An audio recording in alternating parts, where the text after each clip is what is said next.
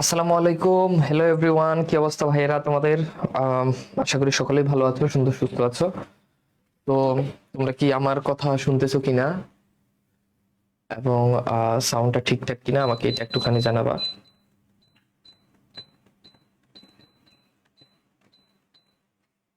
ওকে, ঠিক আছে। তো আমরা আমাদের আজকের ক্লাসে আমরা সমাসের পর্ব ২ নিয়ে আমরা আলোচনা করবো ইনশাল্লাহ। এর আগে আমরা সমাসের পর্ব ১-এর ক্লাস আমরা কিন্তু অলরেডি করেছি। হ্যাঁ, তো আজকে আমাদের পর্ব ২-এর ক্লাস হবে, এন্ড পর্ব ২-এ আমরা খুব বুঝিয়ে গুছিয়ে আমরা আমাদের বাকি জিনিসগুলো শেষ করার জন্য চেষ্টা করব। ভাইয়া, আপনার শরীর কেমন আছে? আলহামদুলিল্লাহ ভালো আছে মোটামুটি। ওকে, সব ঠিক আছে, ভেরি গুড। কেমন আছেন ভাইয়া? আলহামদুলিল্লাহ আমি ভালো আছি, তোমরা কেমন আছো? লাইভ কখন শুরু হয়েছে? তাসনুবা তাবাসসুম সামিয়া, লাইভ মাত্র শুরু হয়েছে। আচ্ছা, সবাই একটু খাতা কলম নিয়ে বসো, অথবা যাদের কাছে বাংলাবাজ বই আছে তারা বাংলাবাজ বইটা নিয়ে বসতে পারো। খাতা কলম নিয়ে বসো, অথবা বাংলাবাজ বই থাকলে বাংলাবাজ বই নিয়ে বসো, ঠিক আছে? আহ সবাই কি রেডি? তাহলে আমরা আস্তে ধীরে আমাদের ক্লাসের দিকে চলে যেতে পারবো। ওকে, তো আমাদের আজকের ক্লাসে আমরা বেসিক্যালি যেখান থেকে আলোচনা শুরু করব সেটা হচ্ছে আমাদের তৎপুরুষ সমাস থেকে আমাদের মূল আলোচনাটা আমরা স্টার্ট করব। ঠিক আছে, আমাদের আজকের আলোচনা হবে কোন সমাস থেকে? তৎপুরুষ সমাস থেকে, রাইট? আচ্ছা, তো ভাইয়া শোনো, প্রথমেই আমরা যদি তৎপুরুষ সমাস পড়তে যাই, প্রথমে আমাদেরকে এই বিভক্তিগুলো পড়তে হবে, বিভক্তিগুলো মনে রাখতে হবে। কেননা পুরো তৎপুরুষ সমাসটা বিভক্তির সাথে কানেক্টেড। তৎপুরুষ সমাসটা কিসের সাথে কানেক্টেড? বিভক্তির সাথে কানেক্টেড, বুঝতে পারছো? ভাইয়া, লাল সালু কি পড়াবেন? সবই পড়াবো। আমার এগুলো শেষ করতে টাইম লাগবে, আমাকে টাইম নিয়ে এগুলো শেষ করতে হবে, এই জিনিসগুলো, বুঝতে পারছো? তো আমাকে টাইম দিতে হবে। এখন তুমি পড়াবেন বললে আমি পড়াইতে পারবো না। আমি তো সমাজটা শেষ করতে হবে, তারপর আমার লাল সালু শুরু করতে হবে। আচ্ছা, তো দেখো, প্রথমেই আসি, প্রথমে শূন্য বিভক্তি, এটা মনে রাখতে হবে। প্রথমে কি বিভক্তি? শূন্য বিভক্তি। দ্বিতীয়তে হচ্ছে দ্বিতীয়ায় কে রে, তাহলে প্রথমেই শূন্য, দ্বিতীয়তে কি? কে রে। আর তৃতীয়াতে যেটা, খেয়াল করো, প্রথমেই শূন্য, দ্বিতীয়াতে কে রে, এরে এটা লাগবে না, বাদ। তৃতীয়াতে দ্বারা দিয়া কর্তৃক। আবার চতুর্থীতে কি? কে রে জন্য নিমিত্তে, চতুর্থীতে কে রে জন্য নিমিত্তে। পঞ্চমীতে হতে থেকেছে, ষষ্ঠীতে র এর, সপ্তমীতে অন্তস্থ অ তে। এগুলো তোমাদেরকে মুখস্থ করতে হবে। এই পুরো জিনিসটা, বিভক্তিগুলো তোমাদেরকে কি করতে হবে? মুখস্থ করতে হবে। এখন তোমাদেরকে আমি 2টা মিনিট সময় দিচ্ছি, এগুলো মুখস্থ না করো তুমি তৎপুরুষ সমাস বুঝবা না। প্রথমেই প্রথমেই শূন্য, দ্বিতীয়তে কে রে, তৃতীয়তে দ্বারা দিয়ে কর্তৃক, চতুর্থীতে কে রে জন্য নিমিত্তে, পঞ্চমীতে হতে থেকে সে, ষষ্ঠীতে র এর, সপ্তমীতে অন্তস্থ তে। এইভাবে এগুলো মুখস্থ করো। 2 মিনিট একটু সবাই পড়ো, কেননা এইগুলো মুখস্থ না থাকলে তুমি এগুলো মুখস্থ না থাকলে তুমি কখনোই এগুলো মানে তৎপুরুষ সমাজটা তুমি বেসিক্যালি এগুলো মুখস্থ না থাকলে তৎপুরুষ সমাজটা কখনোই তুমি বুঝতে পারবে না। আমি কি বুঝাইতে পারছি? তৎপুরুষ সমাজটা তুমি কখনোই বুঝতে পারবে না। সো তাহলে এগুলো একটু মুখস্থ করো। প্রথমায় শূন্য, দ্বিতীয়তে কে রে, তৃতীয়তে দ্বারা দিয়ে কর্তৃক, চতুর্থীতে কে রে জন্য নিমিত্তে, পঞ্চমীতে হতে থেকে সে, ষষ্ঠীতে র এর, সপ্তমীতে অন্তস্থতে। এবার মুখস্থ করবা, প্রথমে শূন্য, দ্বিতীয়তে কে রে, তৃতীয়তে দ্বারা দিয়ে কর্তৃক, তারপর হচ্ছে কি তৃতীয়তে দ্বারা দিয়ে কর্তৃক, চতুর্থীতে কে রে, পঞ্চমীতে হতে থেকে সে, ষষ্ঠীতে র এর, সপ্তমীতে অন্তস্থতে। ওকে, ডান, পড়ছো? আবার বলছি, বিভক্তিগুলো মুখস্থ না থাকলে কখনোই তৎপুরুষ সমাস বুঝতে পারবে না। তোমাকে তৎপুরুষ সমাস পড়তে গেলে অবশ্যই তোমাকে বিভক্তিগুলো মনে রাখতে হবে। তোমাকে তৎপুরুষ সমাস পড়তে গেলে কি করতে লাগবে? এই বিভক্তিগুলো মনে রাখা লাগবে। আচ্ছা, গুড, মুখস্থ আছে। মুখস্থ থাকলে তো ভালো, মুখস্থ না থাকলে তোমরা মুখস্থ করে নিতে হবে প্লিজ। এখন চলো আমরা এই জায়গাটাতে আমাদের একটু আলোচনাটা শুরু করি। প্রথমে আসো, আমরা যদি খেয়াল করি, দেখো একটু ভালো করে বুঝো।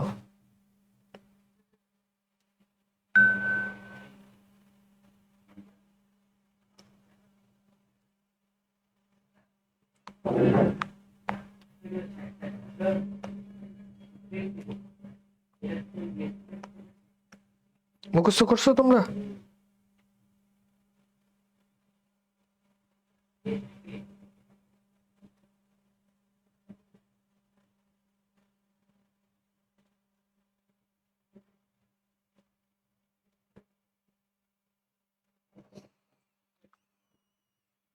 ওকে, এবার আসো দেখো, আমাদের প্রথমে যেহেতু শূন্য, তাই প্রথমা তৎপুরুষ বলে কিছু নাই, কিন্তু এর পরের গুলো থেকে যেমন আছে কি দ্বিতীয় তৎপুরুষ, বুঝছো?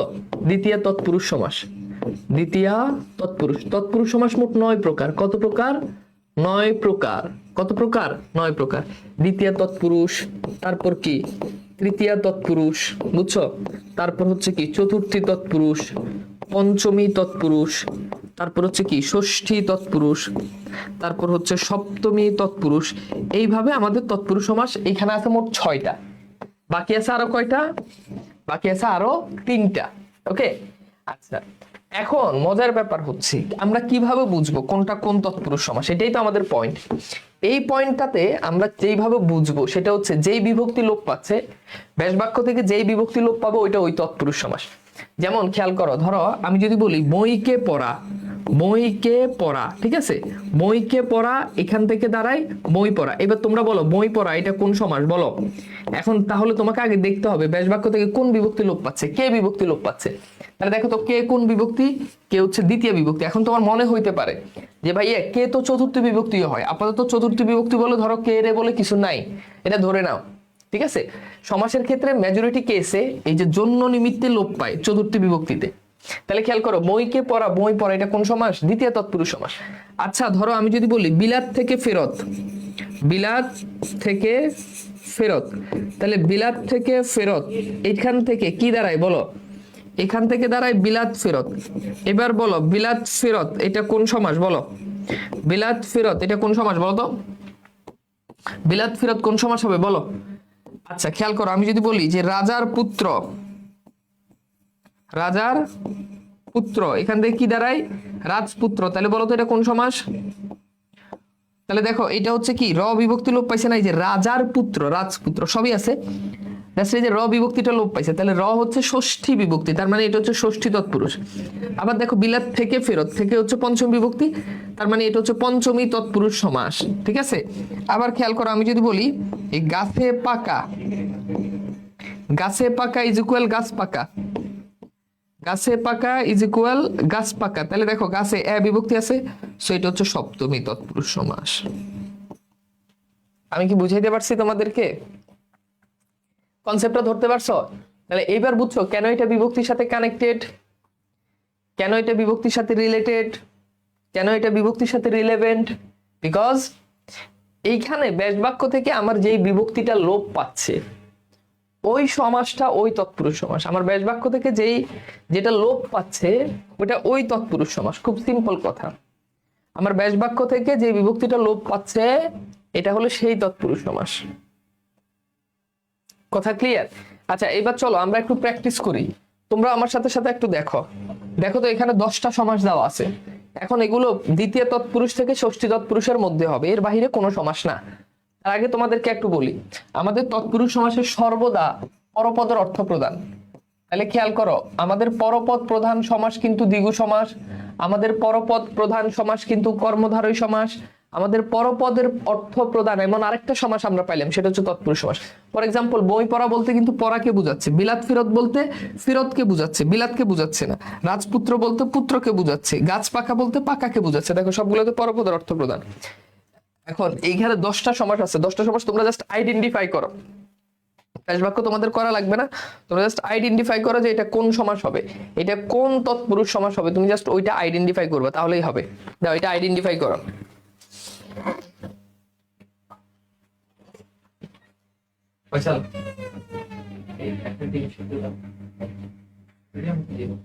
তাড়াতাড়ি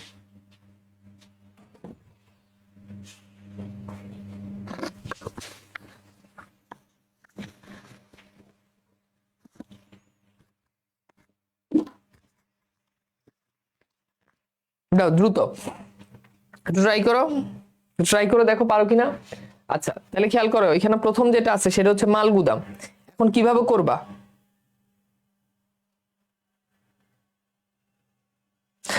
ভাইয়া মানলাম আজকে আপনাকে সুন্দর লাগে বলে এক হাত প্যান্ট থেকে কি বের করবেন না?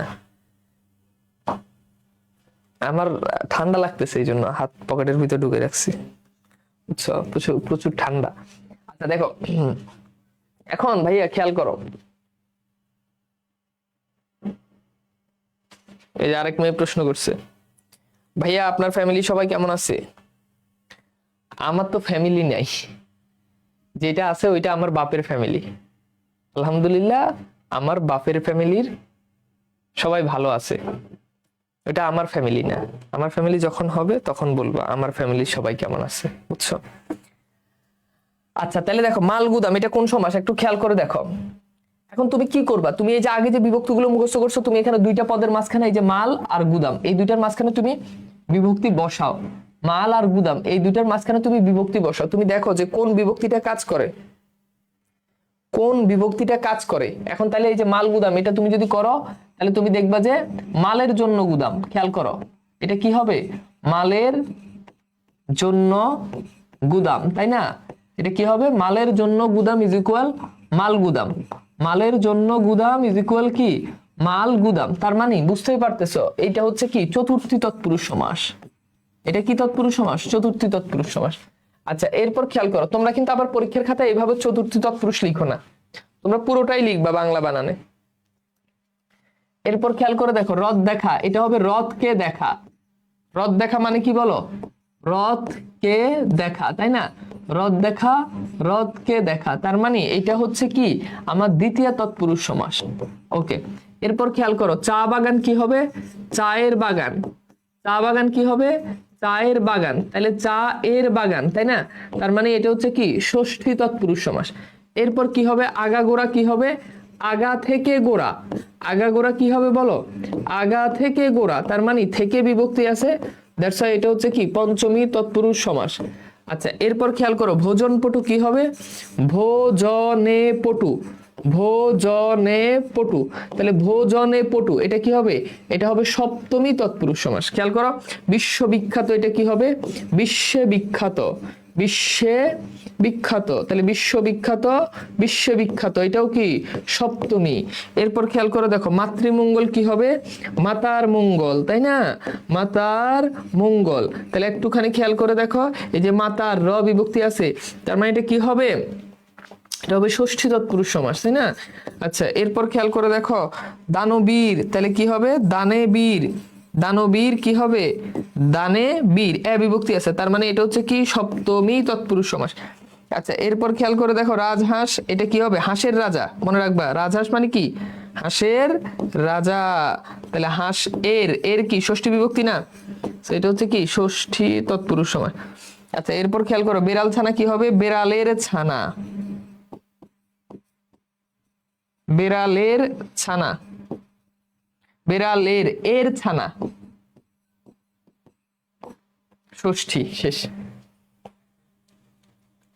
চতুর্থী তো কেরে আছে, আমি বলছি যে চতুর্থী কেরে থাকলে চতুর্থীর জন্য নিমিত্তে বোঝায়। এই যে তুমি কিন্তু এটা করতে বলতে পারবে না মালকে গুদাম, এটা বলতে হবে মালের জন্য গুদাম।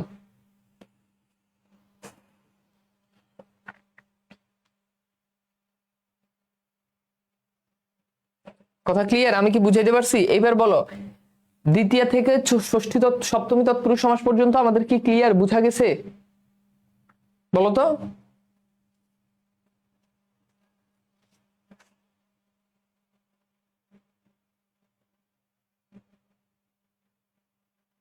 আমি কি বুঝাইতে পারছি, আমি কি বুঝাইতে পারছি বলো তো? Okay good. এইবার আসো আমরা এবার পড়ি একটু অলুক তৎপুরুষ সমাস, খাতায় লিখো।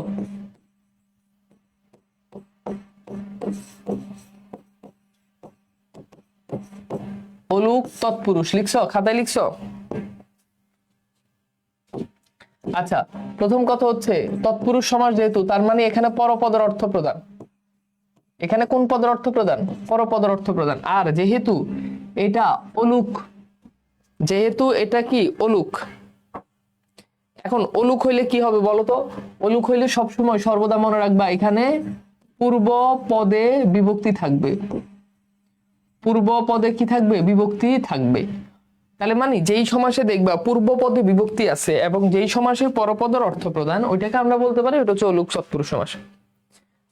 ভাইয়া খেয়াল করো যেই সমাসে পূর্বপদের অর্থ প্রদান, সরি পরপদের অর্থ প্রদান এবং পূর্বপদে কি থাকবে একটা বিভক্তি থাকবে, ওইটাকে আমরা বলবো এটা হচ্ছে অলুক তৎপুরুষ সমাস। আবার বলছি ভাইয়া খেয়াল করো যেই সমাসে দেখবা যে পূর্ব পদে যেই সমাসে দেখবা যে পূর্ব পদে বিভক্তি আছে এবং পরপদের অর্থ প্রদান, ওইটাকে আমরা বলি এটা হচ্ছে অলুক তৎপুরুষ সমাস।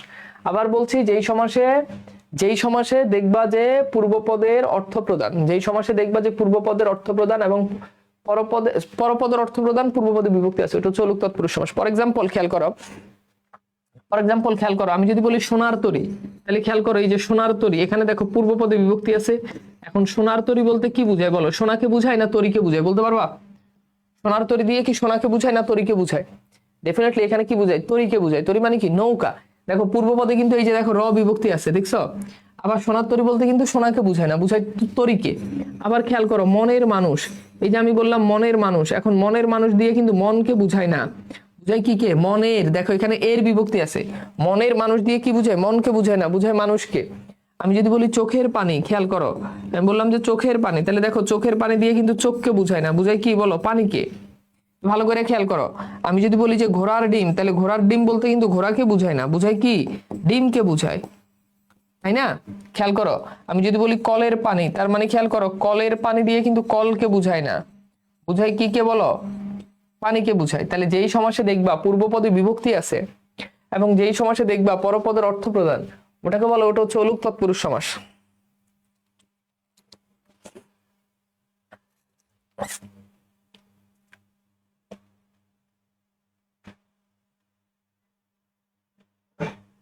আমি কি তোমাদেরকে বুঝাইতে পারছি?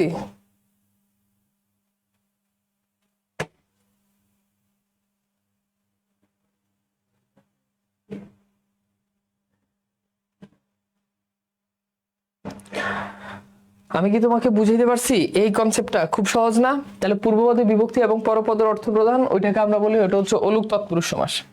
আচ্ছা এবার আমরা যেখানে পড়বো সেই জায়গাটা হচ্ছে এখন আমরা পড়বো উপপদ তৎপুরুষ সমাস। এই যে এখানে দেখতে পাচ্ছ যে উপপদ তৎপুরুষ সমাসগুলো আছে, এগুলা দেখো এখানে একটা কৌশলের মতো করে দেওয়া আছে, একটা ওয়াও কৌশল দেওয়া আছে। কৌশলটা কি দেখো, যদি আরেকটা কথা বলি, অলুক তৎপুরুষ সমাসে কিন্তু ব্যাস বাক্য করা লাগে না, মানে যেটা সমস্ত পদ ওটাই ব্যাস বাক্য, তো এখানে মানে ব্যাস বাক্য করার কিছু নাই, বুঝতে পারছো? আচ্ছা এবার খেয়াল করো, যদি কখনো কোনো সমাসের শেষে যদি দেখো কর, যদি কখনো কোনো সমাসের শেষে কি দেখো বলো?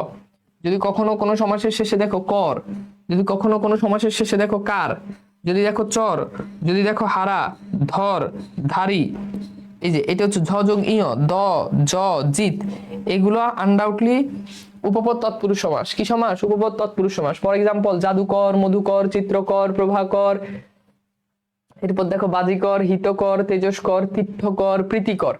তাহলে এই সবগুলো কোন সমাস বলো তো ভাইয়া?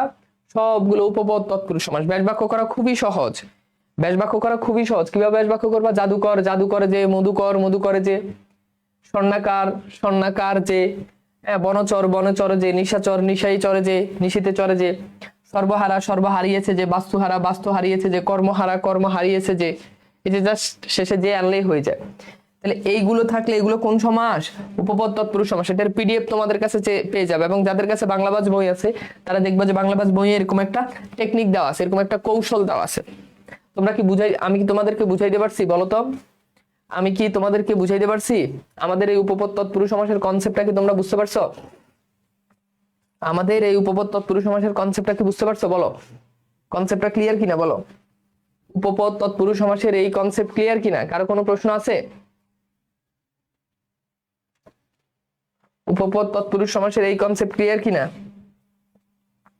ওকে, হ্যাঁ ক্লিয়ার, এতটুকু পর্যন্ত ক্লিয়ার। এটা হচ্ছে একটা টেকনিক, এই টেকনিকের বাইরে থেকেও আমাদেরকে কিছু সমাস মনে রাখতে হবে। যেমন খেয়াল করে দেখি, এই যে জলদ, জল দেয় যা, জল দেয় যে, এটা হচ্ছে ওয়ান কাইন্ড অফ এক কথায় প্রকাশ। যেমন জলদ, এটা মানে কি? জল দেয় যে, এরকম মানে এক কথায় প্রকাশ। গৃহস্থ মানে কি? গৃহে থাকে যে। তাহলে গলা কাটা মানে কি? গলা কাটে যে। তাহলে অগ্রগামী মানে কি? অগ্রে গমন করেছে। মেজরিটি কেসে এগুলোর শেষে যা বা যে থাকে, এই দুইটা থাকে। মেজরিটি কেসে কি থাকে? মেজরিটি কেসে এগুলোর শেষে, এই যে তুমি খেয়াল করে দেখো, জল দেয় যা, গৃহে থাকে যে, গলা কাটে যে, অগ্রে গমন করে যে, ছেলে ধরে যে, ছা পোষে যে, পাড়া বেড়াই যে, আত্মভম্বী, আত্মম্ভরি। তাহলে সত্যকে ভর করে যে, দেখছো, বাস্তু হারিয়েছে এমন যে, এখানে যে এটা মিস্টেক আছে। তো এইভাবে এটা হচ্ছে আমাদের আরো বাকি উপপদ তৎপুরুষ সমাস, যেগুলো তুমি বুঝতে পারবা এখানে, এই কেসগুলো থেকে তুমি খুব ইজিলি বুঝতে পারবা। ঠিক আছে, তাহলে এগুলো কি টাইপের বলো তো? এক কথায় প্রকাশ টাইপের। কি টাইপের বলো? এক কথায় প্রকাশ টাইপের। ব্যাস বাক্যের শেষে কি থাকে? যা বা যে থাকে। ব্যাস বাক্যের শেষে কি থাকে? যা বা যে থাকে। ব্যাস বাক্যের শেষে কি থাকে? যা বা যে থাকে। ওকে, এখন আমরা যেখানে আলোচনা করব সেটা হচ্ছে, এবার আমরা আলোচনা করব নয় তৎপুরুষ সমাস। আচ্ছা, নয় মানে কি? নয় মানে কি? না, একটু তো বুঝো। তাহলে যেই সমাস হবে কি বোধক? না বোধক। যেই সমাস হবে কি বোধক?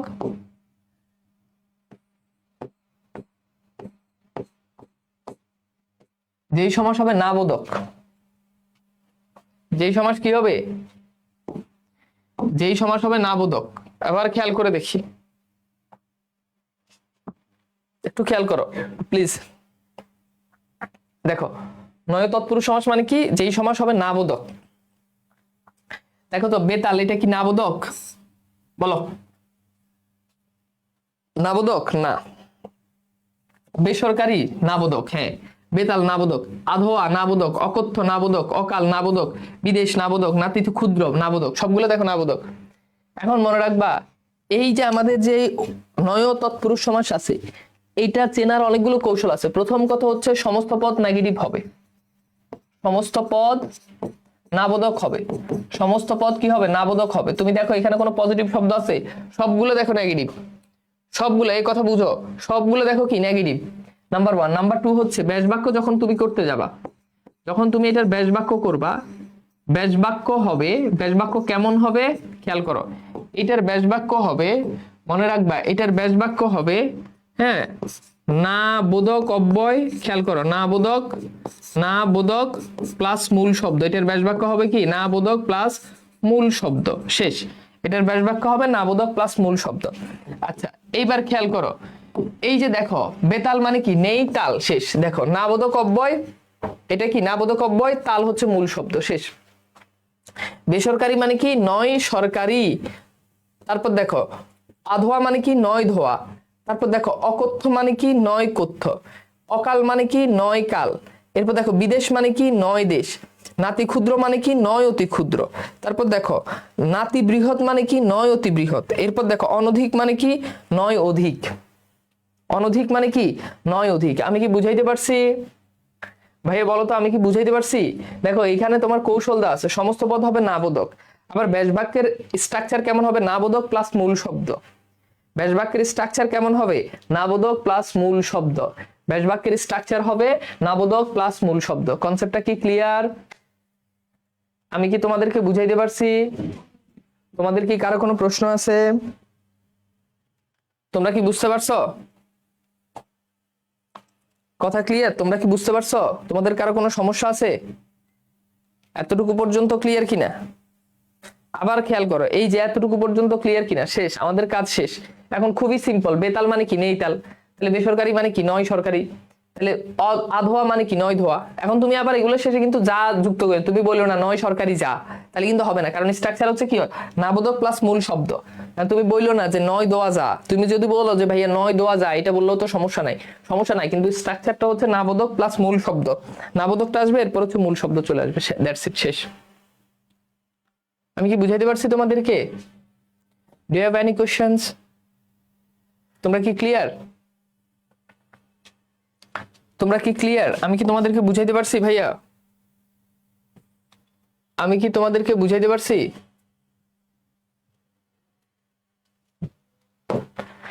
ওকে, এবার লিখো তাহলে বহুব্রীহি সমাস।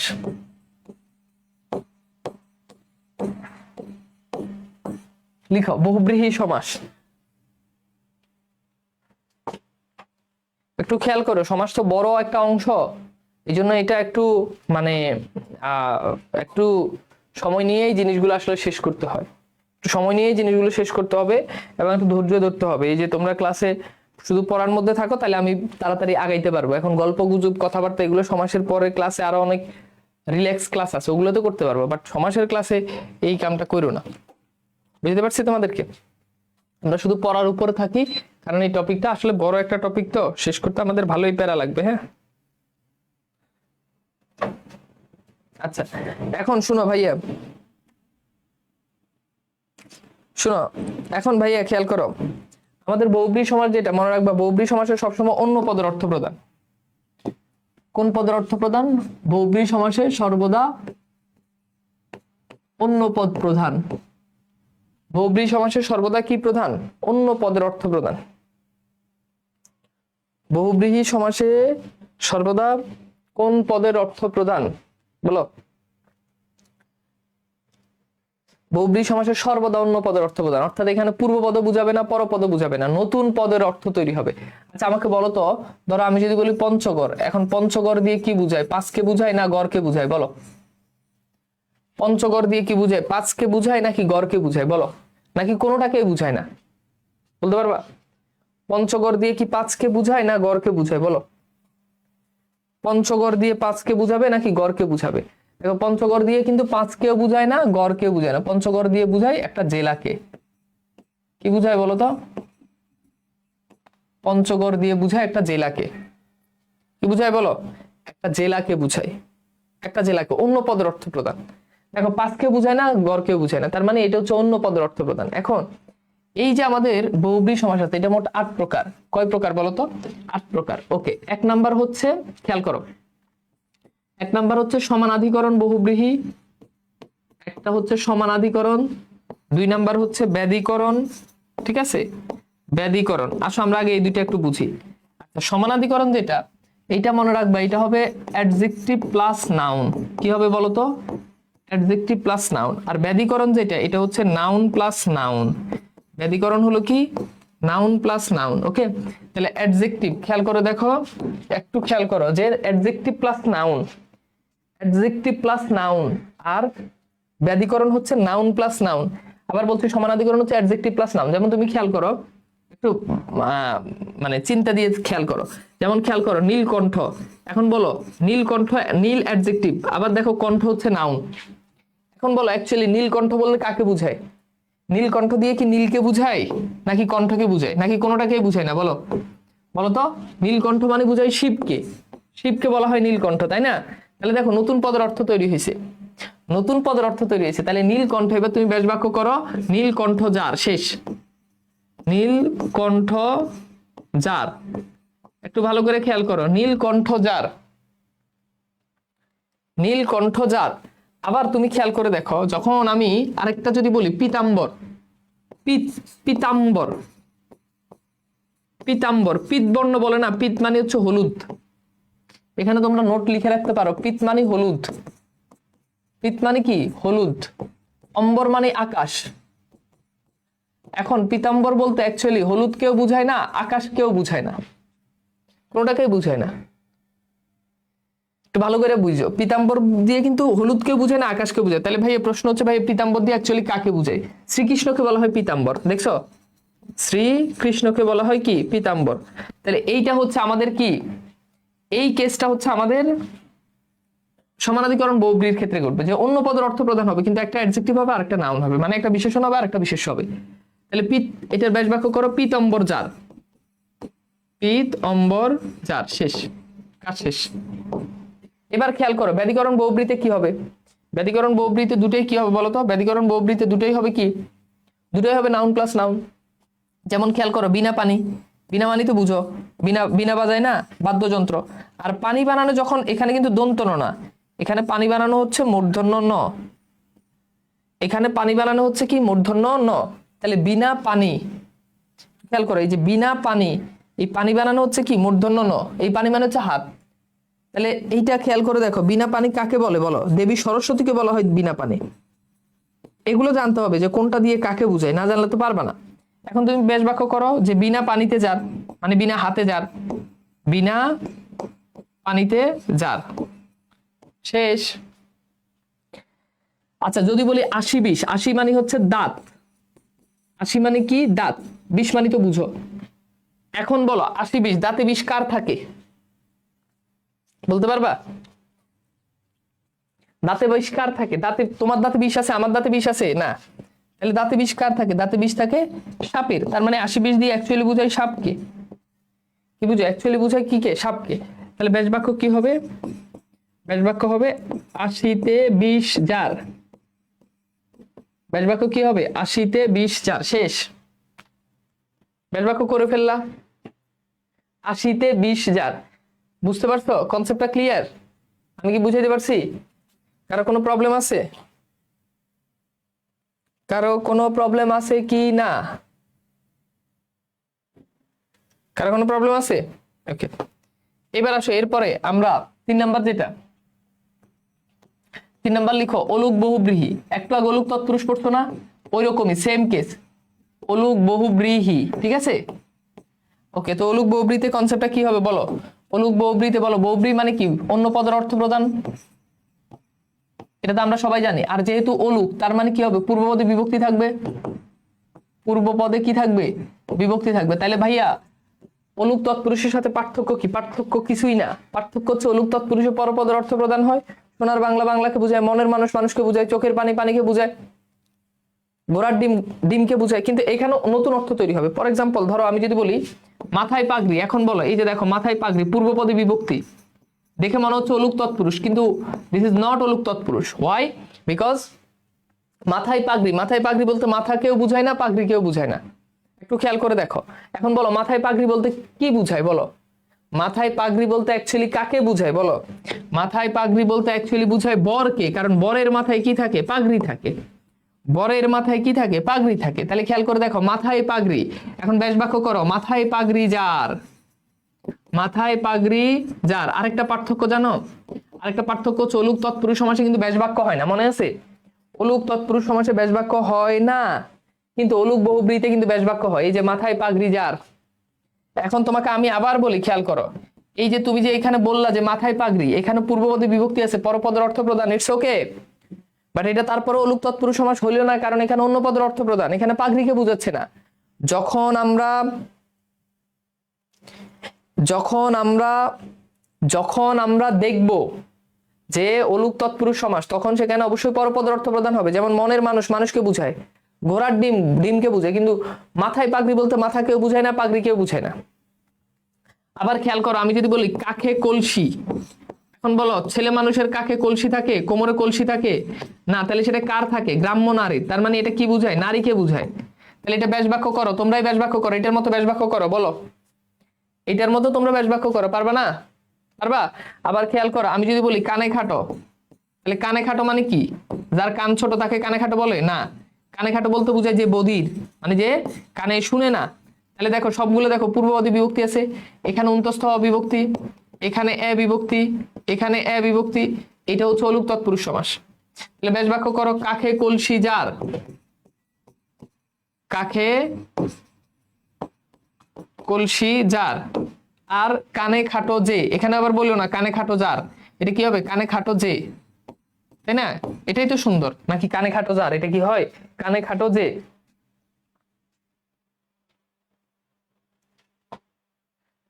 বুঝছো? মানে কোথায় যার বসে কোথায় যে বসে, এটা একটু মিলাইতে পারলেই হয়ে যায়। তা আমি কি বুঝাইতে পারছি আমাদের অলুক তৎপুরুষ সমাসের কনসেপ্টটা? বুঝতে পারছো? ক্লিয়ার? বলো তো ভাইয়া, ক্লিয়ার কিনা? ক্লিয়ার? ওকে, এবার আসো 4 নম্বরে যেটা নিয়ে আলোচনা করব, সেটা হচ্ছে ব্যতিহার বহুব্রীহি সমাস। ব্যতিহার বহুব্রীহি সমাস মনে রাখবা একটা কৌশল। কৌশলটা কি? কৌশলটা হচ্ছে এখানে দুইটা পক্ষ থাকবে। কৌশলটা কি? কৌশলটা হচ্ছে দুইটা পক্ষ থাকবে। কয়টা পক্ষ থাকবে? দুইটা পক্ষ। এখন চলো আমরা একটুখানি দেখি। যেমন খেয়াল করো, আমি যদি বলি কানাকানি, বলো কানাকানি কি কখনো একজন মিলে হয় নাকি মিনিমাম দুইটা পক্ষ লাগে বলো? আমি যদি বলি হাসাহাসি, হাসাহাসি, তাহলে বলো হাসাহাসি কি কখনো একজন মিলে হয় নাকি দুইজন লাগে? আমি যদি বলি ঘুষাঘুষি, তাহলে বলো ঘুষাঘুষি কি কখনো একজন মিলে হয় নাকি দুইজন লাগে বলো? আমি যদি বলি দেখা দেখি, তাহলে দেখা দেখি কি একজন মিলে হয় নাকি দুইজন লাগে? এরকম আরো হইতে পারে মারামারি, চুলাচুলি, কেশাকেশি, রক্তারক্তি। বুঝছো? তাহলে এই সবগুলো হচ্ছে ব্যতিহার বহুব্রী সমাস। এটাকে বলা হয় কার্য পারস্পরিক যে সমাস, অর্থাৎ দুইটা ক্রিয়ার ভাইব বুঝে। যেমন কানাকানি, এখানে দুইজন মিলে কি করে, কাজ করতেছে, কানাকানির একটা কাজ করতেছে। হাসাহাসি এখানে কখনো মানে এখানে কাজ বুঝাচ্ছে, দুইজন মিলে একটা কাজ করতেছে, সেই কাজটা কি, সেই কাজটা হচ্ছে হাসাহাসি। তাহলে খেয়াল করে দেখো এটা কি হবে, ব্যাস বাক্যটা কিভাবে করবা, খুব সো সিম্পল। ব্যাস বাক্য হচ্ছে কি, কানে কানে কানে কানে যে কথা, তাই না, কানে কানে যে কথা, কানে কানে যে কথা, ওকে, কানে কানে যে কথা, হাসাহাসি, হ্যাঁ, হাসিতে হাসিতে যে ক্রিয়া, হাসিতে হাসিতে যে ক্রিয়া বা কাজ, হাসিতে হাসিতে যে ক্রিয়া। আচ্ছা, এরপর দেখো ঘুষাঘুষি, ঘুষিতে ঘুষিতে যে লড়াই, ঘুষিতে ঘুষিতে যে লড়াই। ওকে, তাহলে দেখা দেখি কি হবে, দেখাই দেখাই যে ক্রিয়া,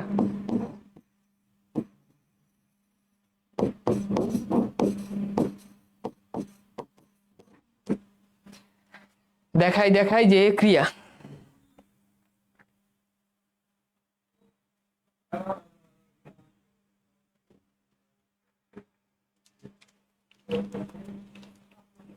দেখাই দেখাই যে ক্রিয়া, বুঝতে পারছো? শেষ। কি কঠিন বলতো, কঠিন কিনা? এবার আসো 5 নম্বর, নয় তৎপুরুষ সমাস।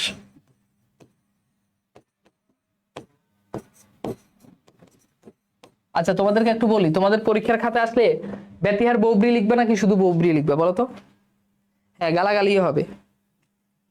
তোমাদের পরীক্ষায় যদি আসে তাহলে সবচেয়ে বেটার, সবচেয়ে বেস্ট হচ্ছে তুমি যদি ব্যতিহার বহুব্রী লিখো। বাট যদি না পারো তাহলে সেক্ষেত্রে শুধু বহুব্রী লিখে দিলেও হবে। তবে সবচেয়ে ভালো হয় যদি তুমি মানে মেনশন করে লিখো যে এটা ব্যতিহার বহুব্রী, এটাই বহুব্রী, তাহলে ভালো হবে। একজন বলছে চুমাচুমি, হ্যাঁ চুমাচুমি এটাও ব্যতিহার বহুব্রী সমাস, সমস্যা নেই। আচ্ছা, এখন আসো আমরা একটু দেখি তাহলে নয় বহুব্রী সমাস মনে আছে, ওইটাও সেম, একদম সেম, সিমিলার টু নয় তৎপুরুষ সমাস। বাট দ্য ডিফারেন্স ইজ কি, যে এইখানে ওইখানে কি থাকে, এখানে একটা নেগেটিভ জিনিস থাকে, কিন্তু এইখানে অন্য পদের অর্থ প্রদান হবে। নয় তৎপুরুষ এটাও নেগেটিভ হবে, তবে এখানে অন্য পদের অর্থ প্রদান হবে, অন্য পদ, সেটা থার্ড পারসন একজনকে বুঝাবে, তৃতীয় কোনো ব্যক্তি বা বস্তুকে বুঝাবে, তৃতীয় কোনো ব্যক্তি বা বস্তুকে বুঝাবে, তৃতীয় কোনো ব্যক্তি বা কি বুঝাবে, বস্তুকে বুঝাবে, তৃতীয় কোনো ব্যক্তি বা বস্তুকে বুঝাবে, তৃতীয় কোনো ব্যক্তি বা বস্তুকে বুঝাবে।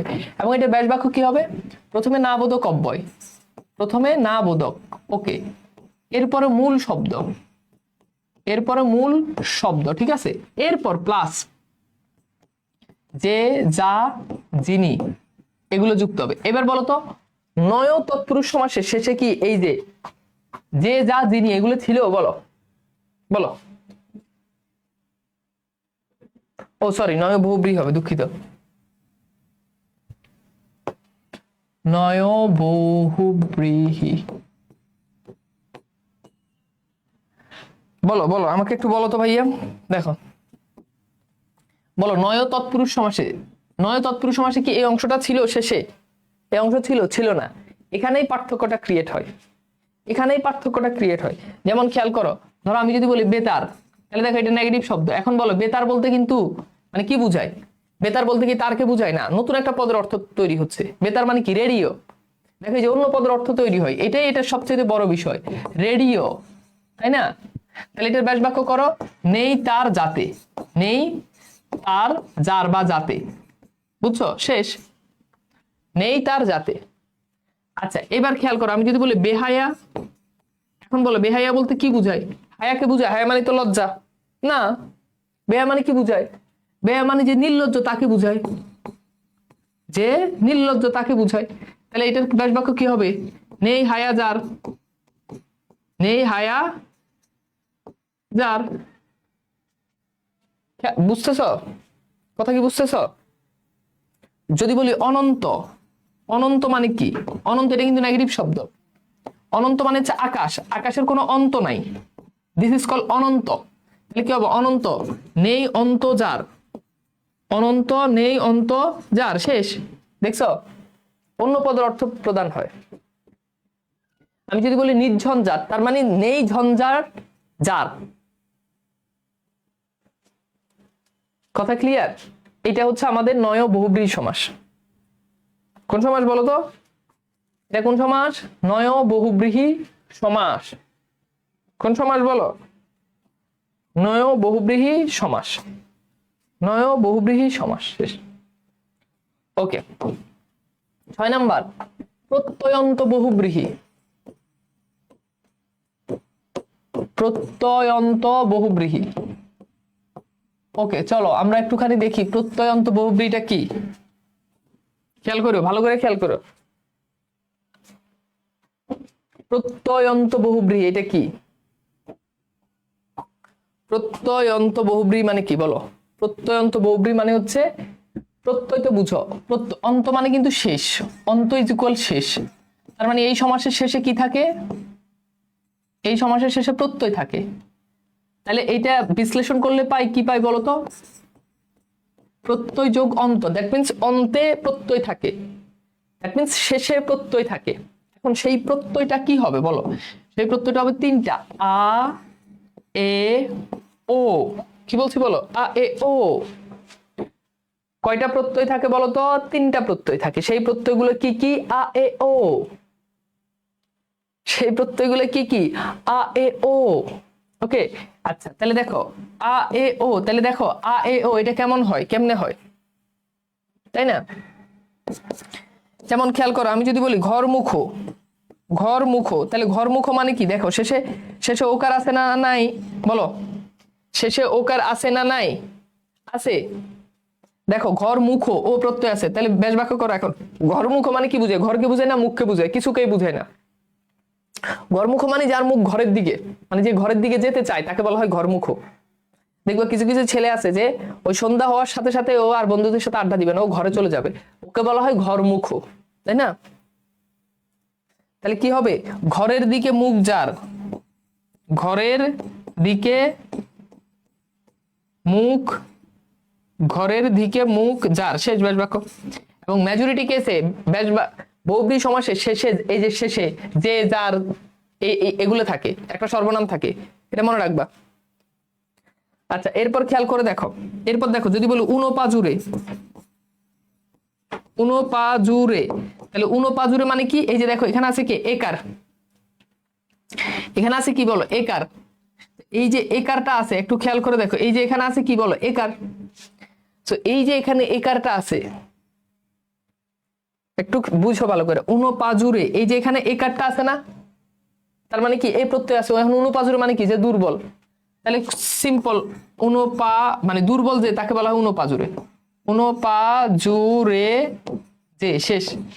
এরপর দেখো যদি বলি দুটানা, সরি দোটানা, দোটানা, তাহলে দেখো দো টান এটার সাথে আকার যুক্ত হয়েছে, দোটানা। তাহলে ব্যাস বাক্য করো, দুই দিকে টানজার, দুই দিকে টানজার, টানজার।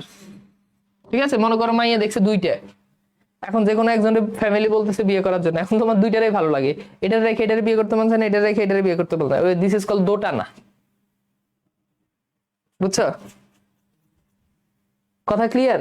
তাহলে এইটা কি? এটা হচ্ছে প্রত্যয়ন্ত বহুব্রীহি সমাস। কি সমাস বলো? প্রত্যয়ন্ত বহুব্রীহি সমাস। ওকে, এটা কি সমাস বলো? প্রত্যয়ন্ত বহুব্রীহি সমাস। ওকে ওকে, এরপর 7 নাম্বার লিখো, সংখ্যাবাচক বহুব্রীহি সমাস।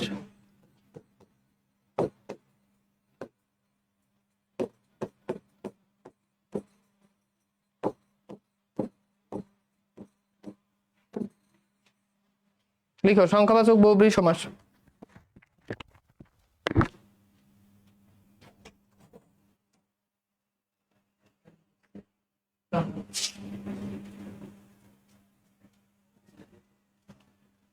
আচ্ছা তাহলে সংখ্যাবাচক বহুব্রীহি সমাস বলো কোন পদের অর্থ প্রদান? বলো কোন পদের অর্থ প্রদান, বলতে পারবা? যেহেতু বহুব্রীহি, তার মানে কোন পদের অর্থ প্রদান? অবশ্যই অন্য পদের অর্থ প্রদান। ঠিক আছে, অবশ্যই কোন পদের অর্থ প্রদান? অন্য পদের অর্থ প্রদান। আর সংখ্যা, তার মানে কি হবে বলো তো? শুরুতে সংখ্যা থাকবে। এখন ওয়ান কাইন্ড অফ, তোমাদেরকে কি প্রথম ক্লাসে দ্বিগু সমাস পড়াইছি বলো? তোমাদেরকে প্রথম ক্লাসে দ্বিগু সমাস পড়াইছি না? পড়াইছি। দ্বিগু সমাসের ক্ষেত্রে কি হয়? চৌরাস্তা। তাহলে চৌরাস্তা বলতে কি বুঝায়? চারকে বুঝায় না রাস্তাকে বুঝায় বলো? এখানে অবশ্যই পরপদ রাস্তাকে বুঝায়, তাই না? তাহলে দেখো শুরুতে সংখ্যা আছে কিন্তু কোন পদের অর্থ প্রদান? পরপদের অর্থ প্রদান। শুরুতে সংখ্যা আছে কিন্তু কোন পদের অর্থ প্রদান? পরপদের অর্থ প্রদান। আমি কি বুঝাতে পারছি? দেখো চৌরাস্তা শুরুতে সংখ্যা আছে কিন্তু পরপদের অর্থ প্রদান। এই দ্বিগু সমাস যখন এখানে পরপদের অর্থ প্রদান হবে, এখন এখানে কিন্তু পরপদের অর্থ প্রদান হবে না। যেমন আমি যদি বলি পঞ্চনদ, তাহলে শুরুতে সংখ্যা আছে, ইটস ওকে, বাট এখানে পার্থক্যটা হচ্ছে যে এখানে গড়ের অর্থ প্রদান, মানে এখানে গড়কে বুঝাচ্ছে, পরপদের অর্থ প্রদান হচ্ছে। কিন্তু এখানেই সমস্যা যে এখানে হবে অন্য পদের অর্থ প্রদান। ফর এক্সাম্পল ধরো আমি যদি বলি চৌচালা, এখন দেখো চৌচালা বলতে কি বুঝায়? চৌচালা বলতে কি বুঝায় বলো? চালকে বুঝায় না, চৌচালা বলতে বুঝায় একটা ঘরকে। চৌচালা মানে ঘর, দেখছো? দেখো যদি বলি পঞ্চগড়, তাহলে পঞ্চগড় মানে কি বুঝাই? পাঁচকে বুঝায় না গড়কে বুঝায়? না, পঞ্চগড় বলতে বুঝায় একটা কি কে বলো? একটা জেলাকে, দেখছো? আমি যদি বলি যে চৌপায়া, চৌপায়া বলতে কি বুঝায় বলো? চকিকে। চকি, চকির চারটা কি থাকে? পায়া থাকে। ব্যাপারটা বুঝতে পারতেছো? মানে পার্থক্যটা কোথায়, জিনিসটা কি খেয়াল করতে পারতেছো? আমি যদি বলি দশানন, তাহলে দশ মানে তো কি? দশ, আর আনন মানে হচ্ছে মাথা। এখন দশানন বলতে অ্যাকচুয়ালি বুঝায় রাবণকে। তাহলে দেখো সবগুলো দেখো অন্য পদের অর্থ প্রদান, এটাই হচ্ছে পার্থক্য। আবার যদি বলি তেপায়, ওই যে টিকটক বানায় যে, বা এই যে আমরা যে ক্লাস নিই টাইপড গুলো, এগুলো দেখবা তিনটা পায়া থাকে, তো দিস ইজ কল তেপায়া। এটা হচ্ছে তেপায়া। এটা কি বলো? এটা হচ্ছে তেপায়া। এখন তাহলে ভাইয়া খেয়াল করে দেখো চৌচালা, তাহলে এটার ব্যাস বাক্য কি হবে? চার চাল যার। চার চাল যার। আমাদের স্লাইডে আরো অনেক ডিটেলস থাকবে, আমি তো লিখে লিখে পড়াচ্ছি, স্লাইডে আরো অনেক কিছু আছে, তোমরা তখন পড়লে ওগুলো দেখতে পারবে। তাহলে এটা কি হবে? পঞ্চ গড় যার, ঠিক আছে? আচ্ছা, চৌপায়া কি হবে? চার পায়া যার। চার পায়া যার, ঠিক আছে? আচ্ছা, এরপর কি হবে? দশ আনন, দশ আনন যার।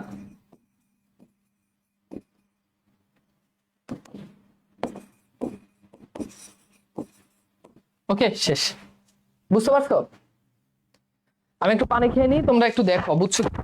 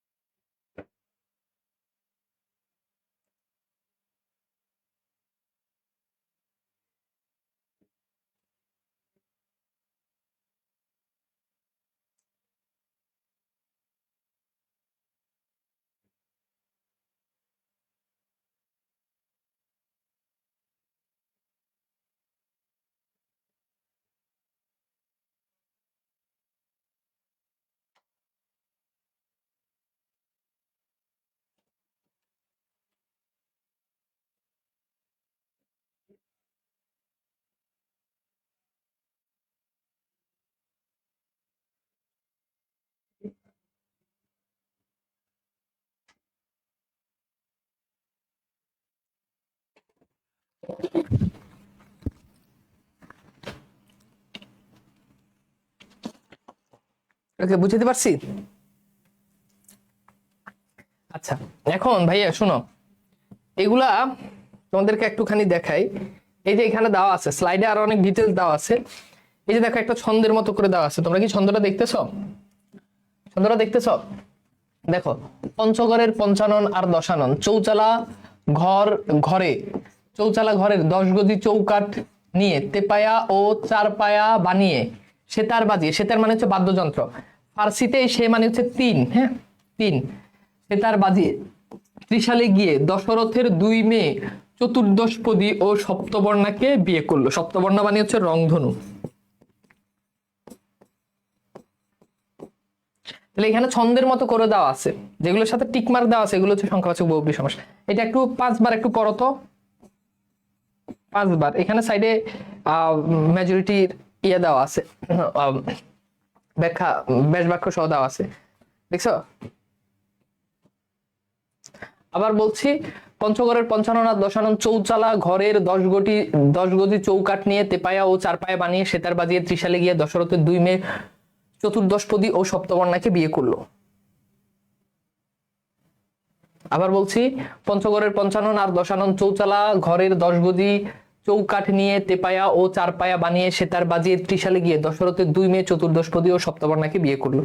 তার মানে এটা হচ্ছে কি সংখ্যাবাচক বহুব্রীহি সমাস। ক্লিয়ার? পড়ছো? পড়লে ডান লিখো, যদি পড়ো তাহলে ডান লিখো। হ্যাঁ, আমরা তাহলে সামনে আগাবো।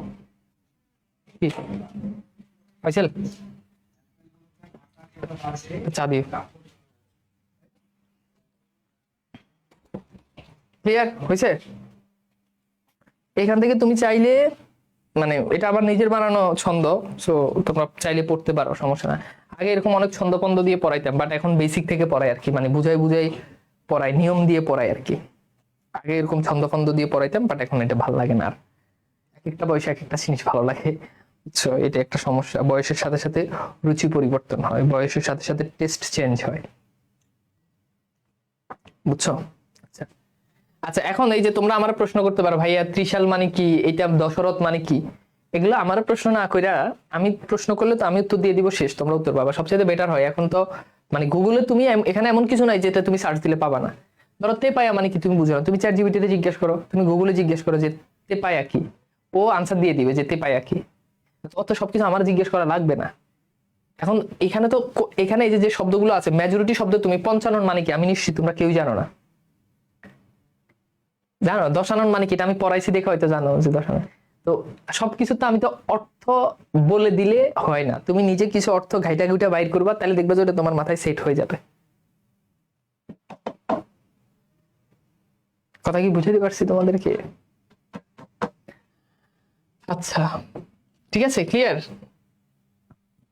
আচ্ছা এবার আসো মধ্যপদলোপী বহুব্রীহি সমাস। অ্যাকচুয়ালি এটার নামটা যদি মধ্যপদলোপী বহুব্রীহি সমাস হয়, বাট এটার কাজটা কিন্তু মধ্যপদের লোপ পায় না, এক্সাক্ট মধ্যপদ লোপ পায় না। যেমন দেখো পটল ছেঁড়া, এটার ব্যাস বাক্য কি তুমি খেয়াল করো, পটল ছিঁড়লে যেমন গড়ন হয় তেমন। এই যে দেখো এই পুরো পদটা এখান থেকে বাদ গেছে, তাই না?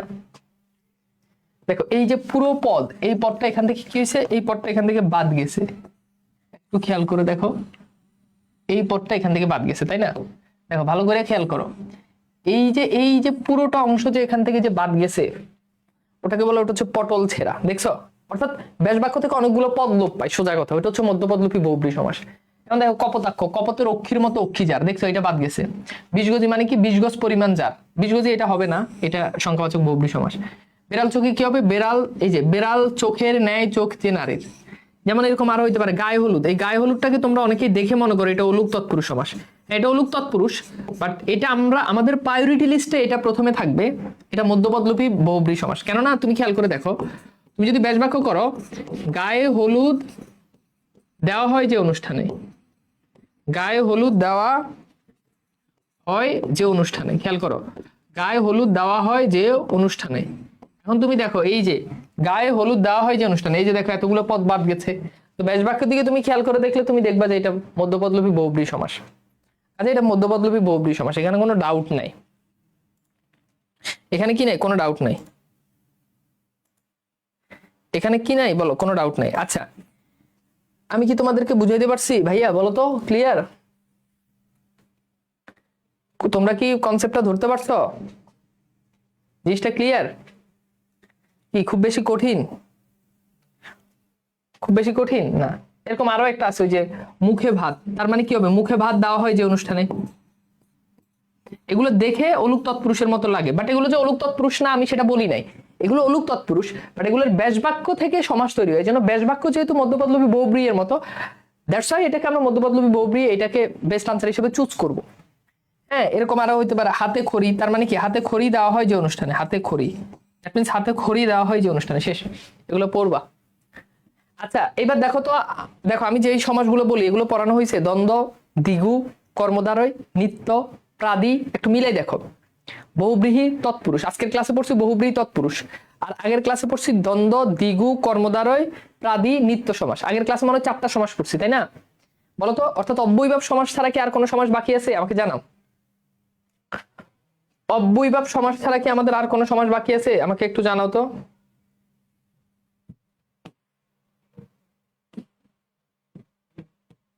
অব্যয়ীভাব সমাস ছাড়া আর কোনো সমাস বাকি আছে কিনা জানাও। অব্যয়ীভাব সমাস ছাড়া আর কোনো সমাস বাকি আছে? প্রাদি সমাস, নিত্য সমাস পড়াইছি? প্রাদি সমাস আর নিত্য সমাস তোমাদেরকে পড়াইছি বলো।